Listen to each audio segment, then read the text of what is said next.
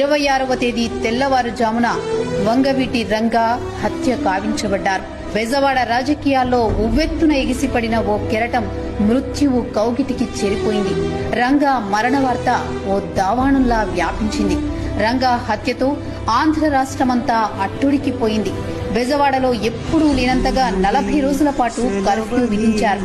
అప్పట్లోనే సుమారు 100 కోట్ల ఆస్తి నష్టం జరిగిందంటే తీవ్రతను అర్థం చేసుకోవచ్చు.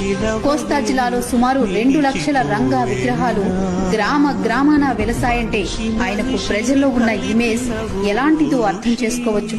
కేవలం 7 ఏళ్ల రాజకీయ జీవితంలోనే ఎన్నో మలుపులు, మరెన్నో దుర్ఘటనలు చవిచూసిన రంగా ప్రజాక్షేత్రంలో ప్రజల కోసం పోరాడుతూనే కేవలం 41 ఏళ్లకి అర్థాంతమైపోయారు.